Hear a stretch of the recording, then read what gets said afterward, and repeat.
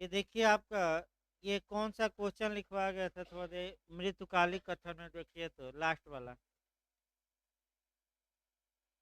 नहीं आपका ये क्वेश्चन मृतकालिक कथन किसके समझ एफआईआर भी हो ही गया था, एविडेंशियल वैल्यू भी हो गया था, और आपका क्या एफआईआर मृतकालिक कथन हो सकता है ये भी हो गया था। अब लिखिए आपका प्रश्न बनाइए तो इसके बाद न्यायिक निर्णय कब सुसंगत होते हैं उनका उल्लेख करिए। लिखिए जुडिशियल जजमेंट, प्रश्न बना लीजिए। न्यायिक निर्णय कब सुसंगत होते हैं उनका वर्णन करिए या उल्लेख करिए। कभी काल ये टिप्पणी में भी क्वेश्चन बन जाता है, फुल क्वेश्चन भी बन जाता है। लिखिए उत्तर इसका, न्यायिक निर्णय कब सुसंगत होते हैं इसका उल्लेख करिए। इसका उत्तर लिखिए भाई, भारतीय साक्ष्य अधिनियम, भारतीय साक्ष्य अधिनियम की धारा 40 से लेकर 44 तक में, यानी कि 40 से लेकर 44 तक में, 40 से लेकर 44 तक में न्यायिक निर्णयों को सुसंगत बनाया गया है। न्यायिक निर्णयों को सुसंगत बनाया गया है।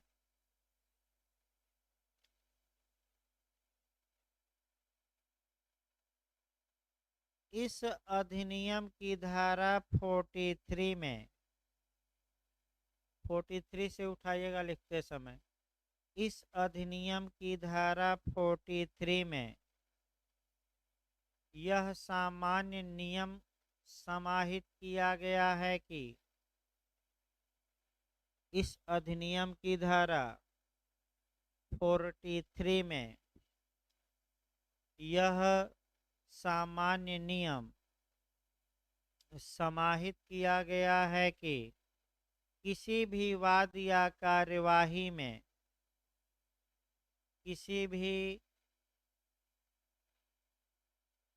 भी वाद या कार्यवाही में पूर्व निर्णय सुसंगत नहीं होते। किसी भी वाद या कार्यवाही में पूर्व निर्णय सुसंगत नहीं होते, क्योंकि प्रत्येक मामले को, क्योंकि बैठे हुए, क्योंकि प्रत्येक मामले को उसके तथ्यों पर निर्णित किया जाना चाहिए, क्योंकि प्रत्येक मामले को उसके तथ्यों पर निर्णित किया जाना चाहिए, न कि पूर्व निर्णय के आधार पर, न कि पूर्व निर्णय के आधार पर। इसी लाइन में लिखिए, यह विधि का पूर्ण नियम नहीं है। यह विधि का पूर्ण नियम नहीं है। इस अधिनियम की धारा 40, 41 एवं 42 में, इस अधिनियम की धारा 40, 41 एवं 42 में इसके अपवाद दिए गए हैं। इस अधिनियम की धारा 40, 41 तथा 42 में इसके अपवाद दिए गए हैं, जहाँ की पूर्व निर्णय को सुसंगत बनाया गया है, जहाँ की पूर्व निर्णय को सुसंगत बनाया गया है। लिखिए, हेडिंग डालिए सेक्शन 43, यहाँ से उठाइएगा लिखते समय। हेडिंग डालिए सेक्शन 43। हेडिंग डालिए धाराओं 40, धाराओं, हेडिंग डालिए अभी 43 में धाराओं 40, कामा दीजिए 41 और 42 में, और 42 में वर्णित से भिन्न निर्णय आदि, वर्णित से भिन्न निर्णय आदि। फिर एक बार देखिए तो 3 धारा है ना, हाँ, में वर्णित से भिन्न निर्णय आदि कब सुसंगत है, कब सुसंगत है, कब सुसंगत है, ये हेडिंग है। पैराग्राफ चेंज करके लिखिए। धारा 40, 41, 42, पैराग्राफ चेंज करके लिखिए। धारा 40, 41 और 42 में वर्णित से भिन्न निर्णय, धारा 40, 41 एवं 42 में वर्णित से भिन्न निर्णय, कामा दीजिए आदेश या डिक्रियां, आदेश या डिक्रियां विसंगत हैं, विसंगत हैं जब तक कि ऐसे निर्णय, आदेश या डिक्री का, जब तक कि ऐसे निर्णय, आदेश या डिक्री का अस्तित्व, अस्तित्व विवादक तथ्य न हो, अस्तित्व विवादक तथ्य न हो, या वह इस अधिनियम के किसी अन्य उपबंध के अंतर्गत, या वह इस अधिनियम के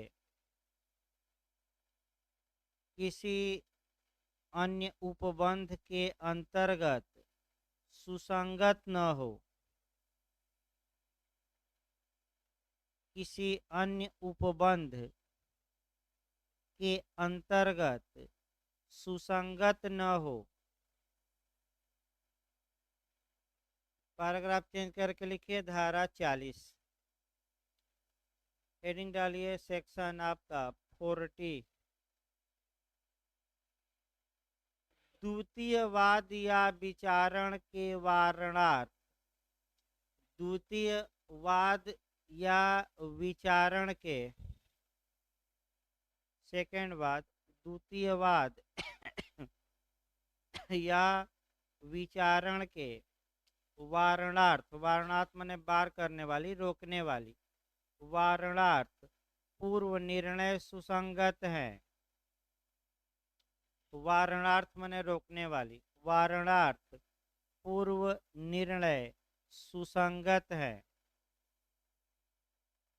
पैराग्राफ चेंज करके लिखिए, हेडिंग है, इसके बाद डायरेक्ट लिखिए।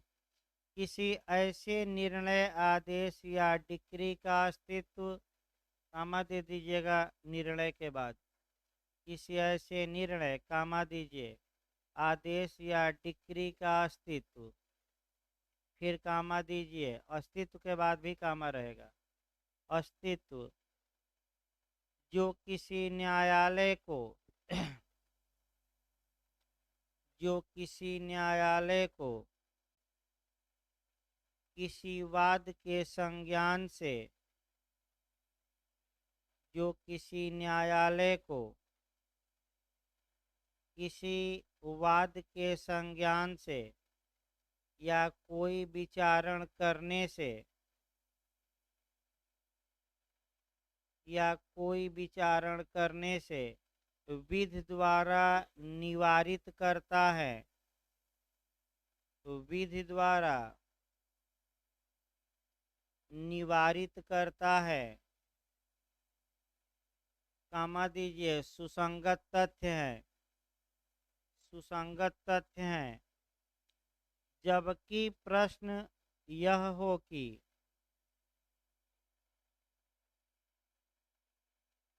जबकि प्रश्न यह हो कि क्या ऐसे न्यायालय को क्या ऐसे न्यायालय को ऐसे वाद का संज्ञान या विचारण करना चाहिए? क्या ऐसे न्यायालय को ऐसे वाद का संज्ञान या विचारण करना चाहिए?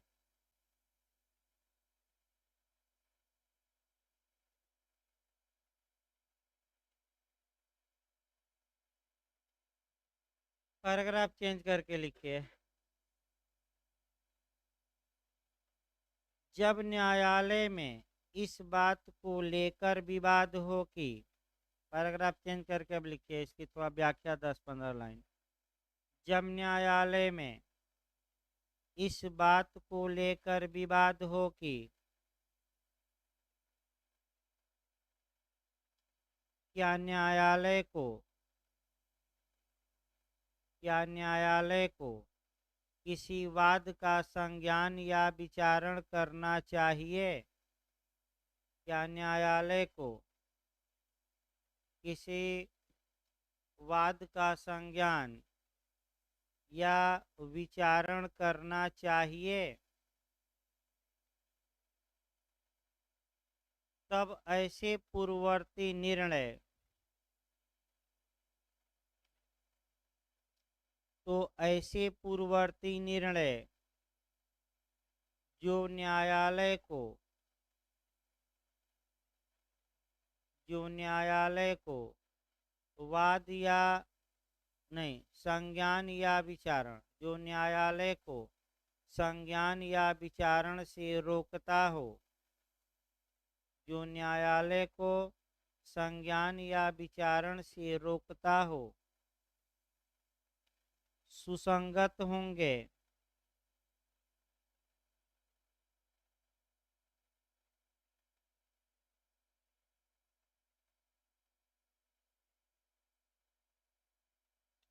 सुसंगत होंगे। पैराग्राफ चेंज करके लिखिए। ऐसा निर्णय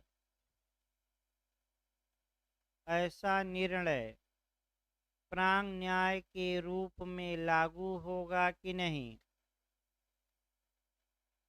ऐसा निर्णय प्रांग न्याय के रूप में रेस जुडिकेटा प्रांग न्याय के रूप में लागू होगा कि नहीं?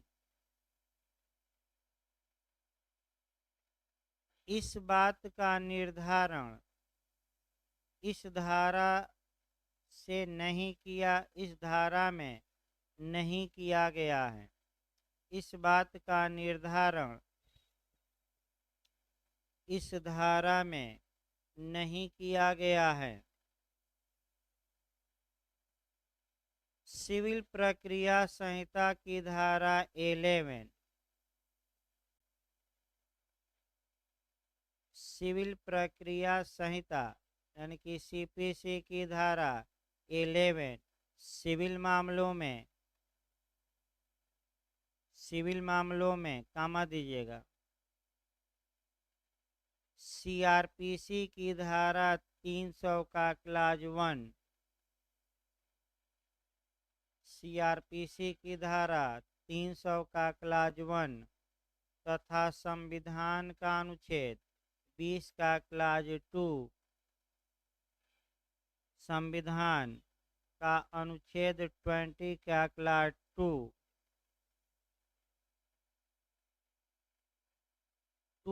के तहत इसका प्रावधान किया गया है।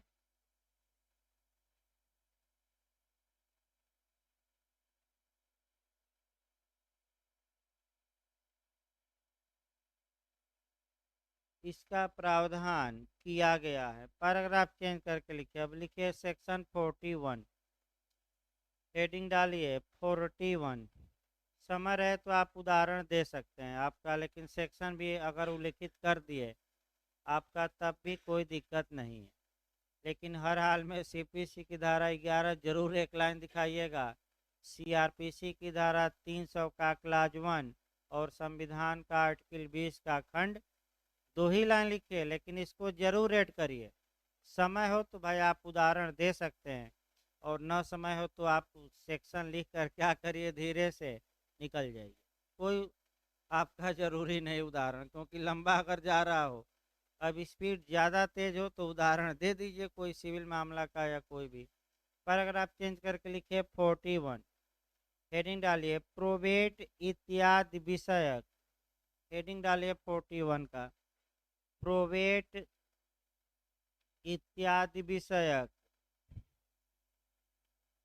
अधिकारिता के किन्हीं निर्णयों की सुसंगति, प्रोबेट इत्यादि विषयक अधिकारिता के किन्हीं निर्णयों की सुसंगति, लिखिए पैराग्राफ चेंज करके, किसी सक्षम न्यायालय के, किसी सक्षम न्यायालय के प्रोबेट विषयक, किसी सक्षम न्यायालय के प्रोबेट विषयक, कामा दीजिए विवाह विषयक, विवाह विषयक, विवाह विषयक, फिर कामा दीजिए नवाधिकरण विषयक, नवाधिकरण विषयक, नवाधिकरण विषयक या दिवाला अधिकारिता के, हाँ दिवाला इंस्टॉलमेंट, दिवाला अधिकारिता के प्रयोग में, दिवाला अधिकारिता के प्रयोग में दिया हुआ अंतिम निर्णय, आदेश या डिक्री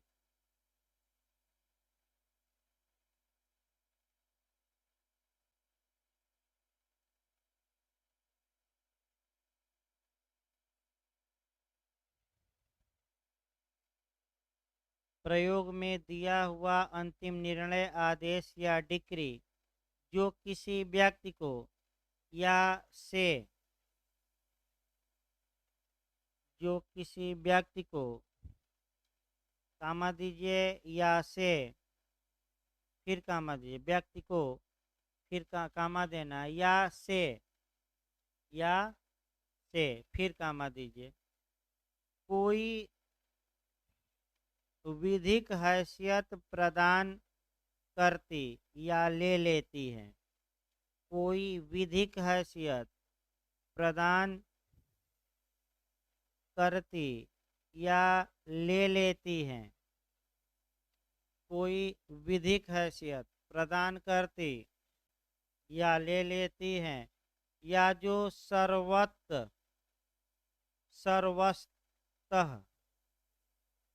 हाँ वही सर्वस्तः, न कि विनिर्दिष्ट व्यक्ति के विरुद्ध, माने रेम कहा जाता है, सभी के, सर्वस्व माने सभी, जो सर्वस्तः न कि किसी विनिर्दिष्ट व्यक्ति के विरुद्ध, किसी व्यक्ति को, किसी व्यक्ति को ऐसी किसी हैसियत का हकदार, किसी व्यक्ति को ऐसी किसी हैसियत का हकदार या किसी विनिर्दिष्ट चीज का हकदार घोषित करती है। फिर एक बार देखिए भाई कठिन थोड़ा शब्द ज़्यादा, कहाँ से देखिए बोलिए, कहाँ से रिपीट किया जाए। हाँ सर्वतः, सर्वतः माने आपका वही हुआ, यानी कि यूनिवर्सल, यानी कि रेम, इसको सर्वबंधी कहा जाता है, शब्द सेट होगा नहीं, इतना कामा वामा दे दिया, उसी में सब समाहित कर दिया, अब कहाँ से सेट किया जाए, उसको रट्टा मारिए। अब बहुत लंबा चला जाएगा सेट करने में। फिर अभी तो स्टार्ट करना है इसको, बेयर को हमें भी, देखिए लास्ट वाला 4-5 लाइन छोड़कर उसको एक ही लाइन में सब समाहित करना है। देखिए सर्वतः हो गया ना, न कि किसी विनिर्दिष्ट व्यक्ति के विरुद्ध, न कि किसी विनिर्दिष्ट व्यक्ति के विरुद्ध, किसी व्यक्ति को, किसी व्यक्ति को ऐसी किसी हैसियत का हकदार, ऐसी किसी हैसियत का हकदार या किसी विनिर्दिष्ट चीज का, या किसी विनिर्दिष्ट चीज का हकदार घोषित करती हैं, किसी विनिर्दिष्ट चीज का हकदार घोषित करती हैं, कामा दीजिए, तब सुसंगत हैं, कामा देकर लिखिएगा, तब सुसंगत हैं, जबकि किसी ऐसी विधिक हैसियत, जबकि किसी ऐसी विधिक हैसियत, कामा दीजिए, या किसी ऐसी चीज पर, या किसी ऐसी चीज पर किसी ऐसे व्यक्ति के, किसी ऐसे व्यक्ति के, कामा दीजिए, हक का अस्तित्व सुसंगत है, हक का अस्तित्व सुसंगत है।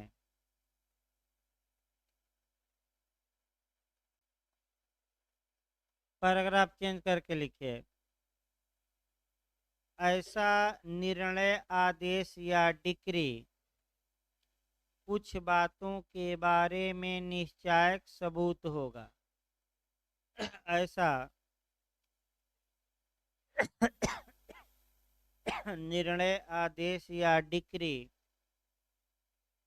कुछ बातों के बारे में कंक्लूसिव प्रूफ होगा, निश्चायक सबूत होगा। लास्ट वाला 4-5 लाइन आपका शार्ट किया गया है, कुछ कम पेज कम हो जाए, 3-4 लाइन को एक ही में समाहित कर दिया, कुछ बातें लिख दी गई, उतना लिखना नहीं है। अगला लिखिए सेक्शन 42, हेडिंग डालिए सेक्शन 42, लिखिए धारा 41 में वर्णित से भिन्न निर्णयों, हेडिंग डालिए धारा 41 में वर्णित से भिन्न निर्णयों, कामा दीजिए, आदेशों, आदेशों या डिक्रियों की सुसंगति और प्रभाव, या डिक्रियों की सुसंगति और प्रभाव,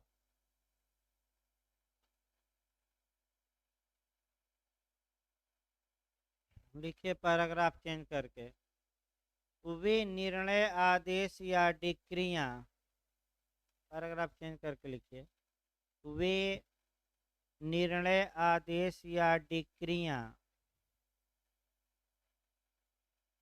जो धारा 41 में वर्णित से भिन्न है, जो सेक्शन 41 में वर्णित से भिन्न है,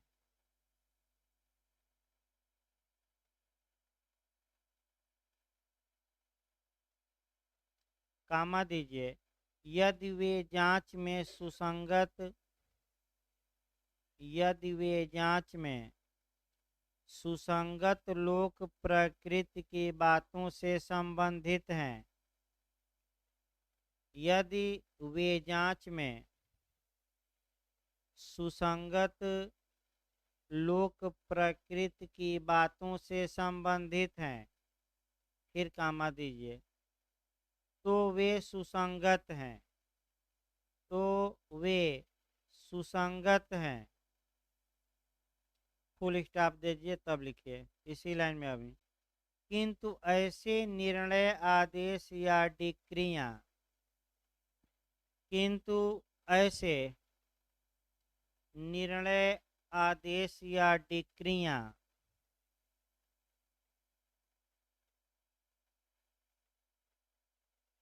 उन बातों का निश्चायक सबूत नहीं है,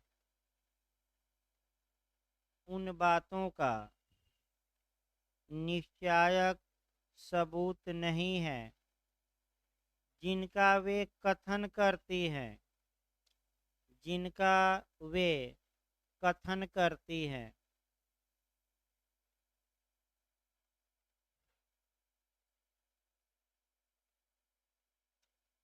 पैराग्राफ चेंज करके अब अगला प्रश्न बनाइए।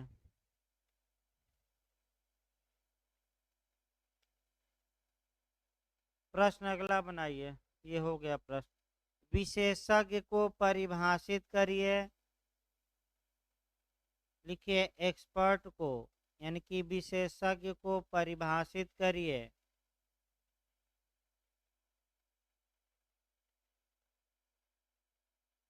तथा उन विषयों का उल्लेख करिए जिन पर न्यायालय विशेषज्ञ की राय ले सकता है, तथा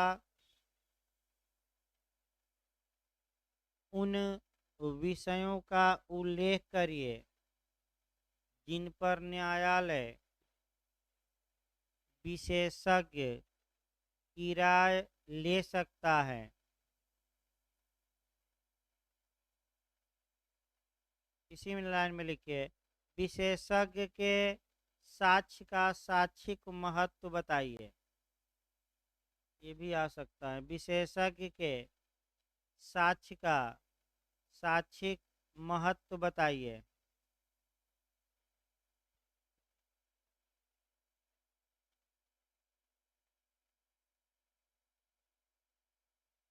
पैराग्राफ चेंज करके उत्तर लिखिए।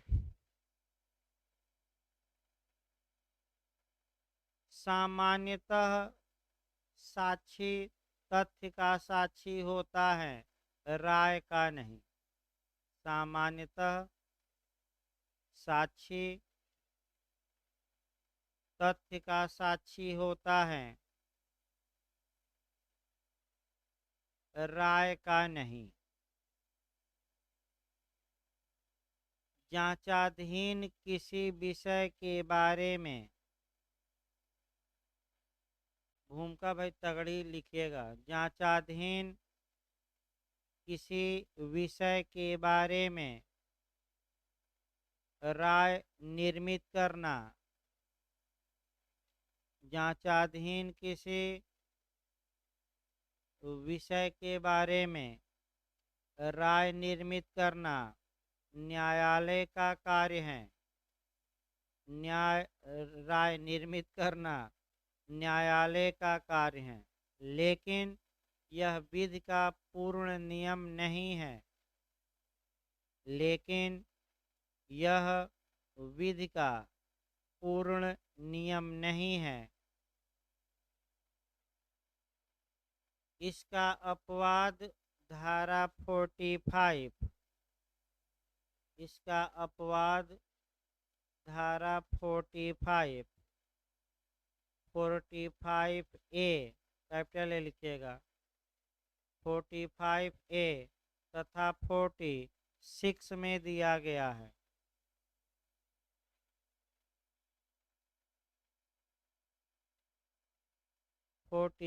में दिया गया है,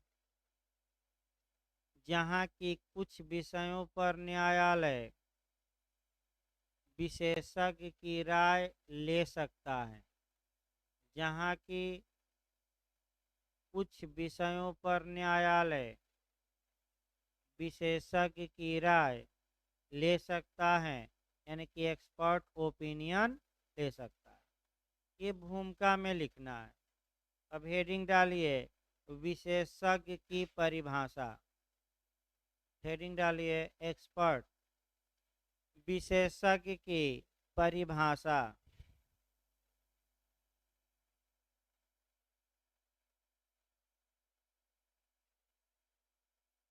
पैराग्राफ चेंज करके लिखिए इसमें। भारतीय साक्ष्य अधिनियम में विशेषज्ञ शब्द को परिभाषित नहीं किया गया है।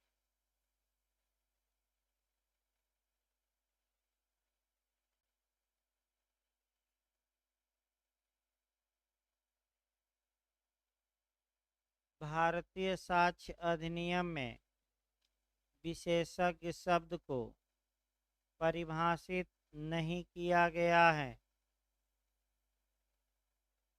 धारा 45 और 45A में दोनों धाराएं लिखिएगा। सेक्शन 45 तथा 45A कैपिटल ए लिखिएगा।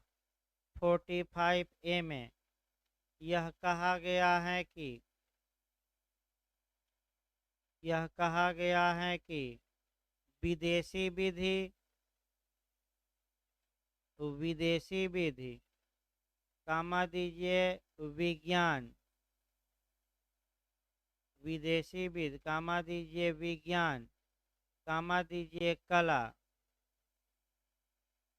फिर कामा दीजिए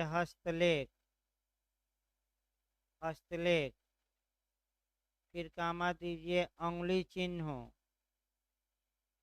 अंगुली चिन्हों या किसी पारेषित सूचना के संबंध में। 45 में है पारेषित सूचना जो भेजी गई हो। किसी पारेषित सूचना के संबंध में विशेष कुशल व्यक्ति विशेषज्ञ कहे जाएंगे। पारेषित सूचना के संबंध में विशेष कुशल व्यक्ति विशेषज्ञ कहे जाएंगे या विशेषज्ञ माने जाएंगे। कोई एक ही शब्द लिखिएगा। विशेषज्ञ माने जाएंगे। पैराग्राफ चेंज करके लिखिए। सामान्यतः विशेषज्ञ उसे कहते हैं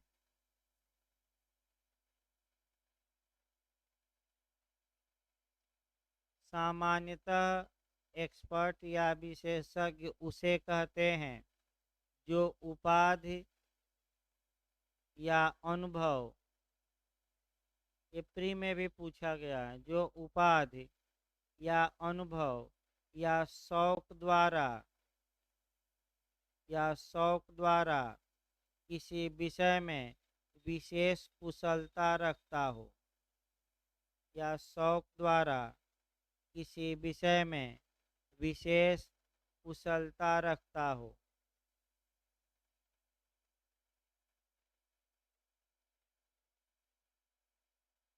पैराग्राफ चेंज करके लिखिए। सेक्शन 45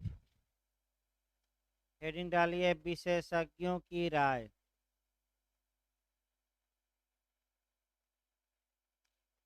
हेडिंग डालिए एक्सपर्ट ओपिनियन, यानी कि विशेषज्ञों की राय।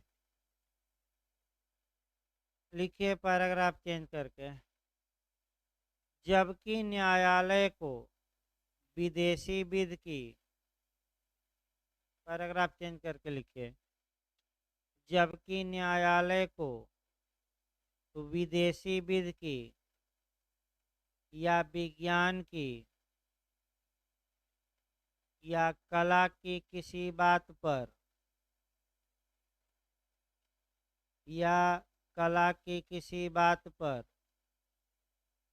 या हस्तलेख या अंगुली चिन्हों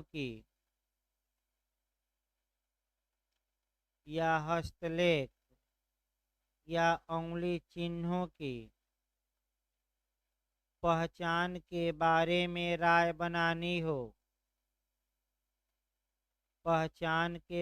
में राय बनानी हो, कामा दीजिए, तब उस बात पर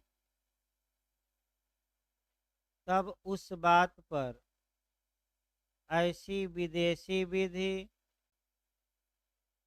कामा दीजिए विज्ञान या कला में, तब उस बात पर ऐसी विदेशी विधि, कामा दीजिए विज्ञान या कला में या हस्तलेख या अंगुली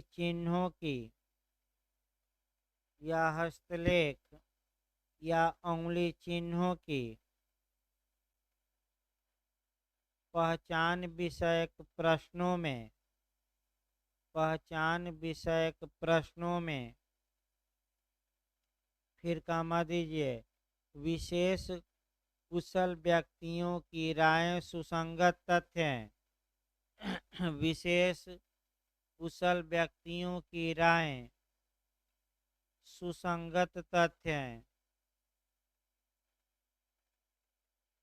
पैराग्राफ चेंज करके लिखिएगा, ऐसे व्यक्ति विशेषज्ञ कहलाते हैं। पैराग्राफ चेंज करके लिखिएगा, ऐसे व्यक्ति विशेषज्ञ कहलाते हैं।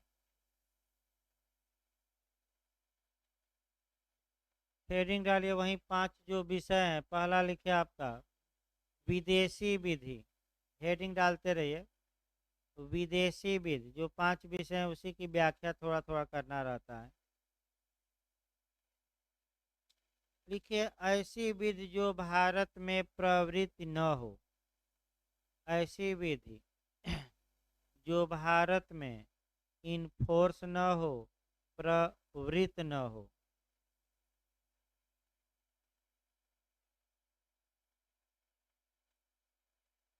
इसके बारे में न्यायालय विशेषज्ञ की राय ले सकते हैं। इसके बारे में न्यायालय विशेषज्ञ की राय ले सकते हैं। इस अधिनियम में विदेशी विधि को साबित करने के 2 तरीके बताए गए हैं। इस अधिनियम में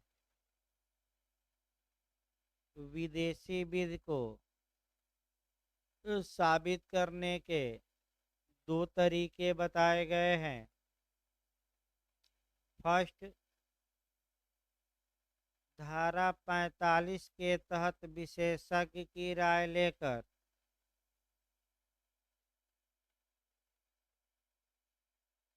धारा 45 के तहत एक्सपर्ट ओपिनियन यानी कि विशेषज्ञ की राय लेकर। सेकेंड लिखिए, सेक्शन 38 के तहत, सेकेंड में लिखिएगा, सेक्शन 38 के तहत उस देश की सरकार द्वारा प्रकाशित विधि की पुस्तकों को पेश करके, प्रकाशित विधि की पुस्तकों को पेश करके। ये क्वेश्चन प्री में भी 2-3 बार आ चुका है कि फॉरेन लॉ को कैसे प्रूफ किया जाएगा। तो 2 तरीके हैं। लिखे पैराग्राफ चेंज करके, केस अजीत बानो बनाम मोहम्मद इब्राहिम हुसैन। अजीत बानो बनाम Mohammad Ibrahim Hussain, AIR 1975, Allahabad high court. AIR 1975, Allahabad high court. लिखिए, इस वाद में यह निर्णय दिया गया कि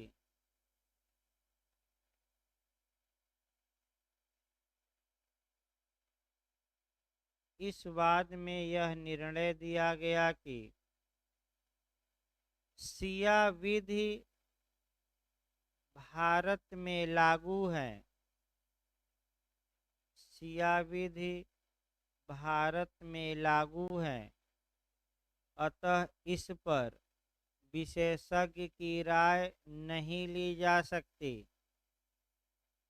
शिया विधि भारत में लागू है, अतः इस पर विशेषज्ञ की राय नहीं ली जाएगी, क्योंकि एक्सपर्ट ओपिनियन केवल किस विधि पर, विदेशी विधि की भारतीय विधि। और पूछ ले कि भारतीय विधि क्या क्या होगा, तो 57 बनाई है। न्यायालय क्या करेगा, जुडिशियल नोटिस लेगा। भाई याद रखिए, भारतीय विधि तो कल लिखवाया जाएगा। देखिए इस हफ्ते एक्स्ट्रा क्लास लगेगा एपीओ का, आपका बताएंगे हम 1-2 दिन पहले। एक्स्ट्रा क्लास बीच में लगेगा, 2-3 घंटे का लगातार लगाएंगे हम एपीओ के लिए, ताकि 10-12 क्वेश्चन उस दिन लगे एक्स्ट्रा क्लास, तो 3-4 घंटे में निपटा दिया जाए। इसी हफ्ते लगाया जाएगा, बताएंगे आपको भाई। या तो सुबह लग सकता है या शाम को, देख ले रहे हैं शेड्यूल। तो 3-4 घंटा लगातार आपका चलेगा इसी हफ्ते। इस हफ्ते आपका ज़्यादातर निपटा देना है एपीओ का सिलेबस। तो कल क्लास चलेगा भाई आपका।